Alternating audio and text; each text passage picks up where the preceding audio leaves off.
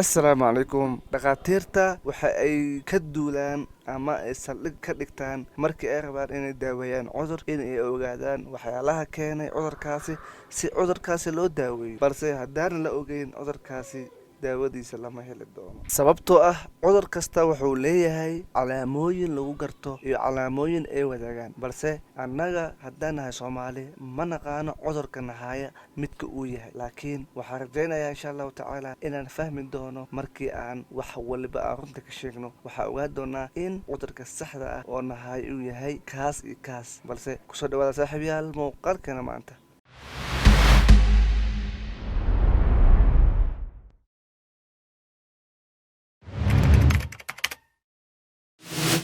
cudurka koowaad mise dhibaatada weyn ee haysato waxaa ka ah albadwa herbaadinimo ama ilbaxdaro waxaa dhahdidba qofka Soomaaliga ah ma oga herbaadinimada waxa ay tahay. Sababtoo ah waxaan naqaanaa herbaadinimada dadka qaar waxay u yaqaanaan qof meel baadiye ah oo magaalada adigoo magaalada jooga ayaa waxaa noqon kartaa herbaadiye ama badwi noqon kartaa. Tusaale ahaan qofka baadiyaha jooga wuxuu ku nool yahay bay'a aan ka jirin wax waliba ka jirin aan ka jirin isbitaal ka jirin aan ka jirin wax ay dadka wada leeyihiin kama jiro. Maalinka rabo ayuu guuraa meesha rabo ayuu degayaa meesha dooro ayuu geedka dooro jaranaya wax dhanac celinaya.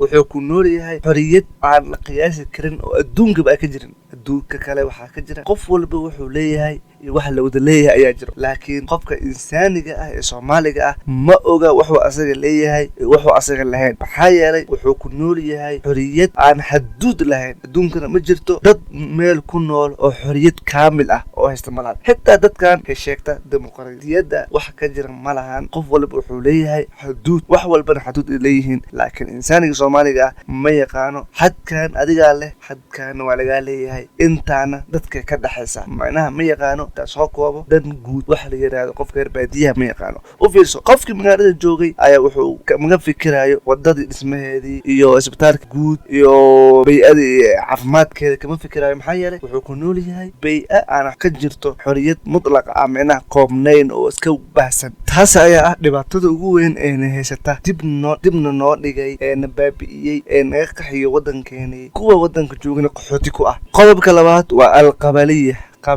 qabiilka waa cudurka labaad ee anaga nagu dhegan ee aan inaan horumarno aan wax qabsano oo waddankeeni nabad noqdo. waxa naga hortaagan waa qabiilkana waxaa sal u ah oo asagana kasoo jeeda mise qaraabe ay yihiin badownimada iyo herbaadinimada. sababtoo ah qofka herbaadiyaha wuxuu qabiilka ka keenaa ama uu salka ku haya qabiilka naftirkiisa kala jeclaysiga xoolihiisa. sababtoo ah qofka herbaadiyaha wuxuu kala jecel yahay xoolihii uu alla siiyey ayuu kala jecel yahay. hadba wuxuu jecel yahay midka asaga u wanaagsan ayuu jecel yahay. waa sida asaga la tahay. in su'aasha isweydiinta mudan ayaa waxay tahay qabiilka Soomaalida ma u adeegsadaan sidii loogu talagalay? jawaabteeda ku deenaya daawade. aniga ahaantayda waxay ila tahay inaan u adeegsanin sidii loogu talagalay. xitaa ka daayay qofka qabiilka ama kaba qabiilka ah kuma xiriiriyo dadka asaga la dhashay walaalihiisa familkiisa hoose kuma xiriiriyo qabiil ahaan ee wuxuu ku xiriiriyaa dantiisa qalafsan si uu u gaaro ama uu ku ilaashado kursigaasi kaba qabiilnimada ah uu asaga ku fadhiyo. maanta waxaan maraynaa in dhalinyaradii Soomaaliyeed kuwoodii wax bartay ee ku mashquulaan in qabiil habil ayaa kasoo jeednaa. taasina waa nasiib daro nagu habsatay annagoo joogna maanta qarnigii 21aad inaan qabiil diba ugu laabano.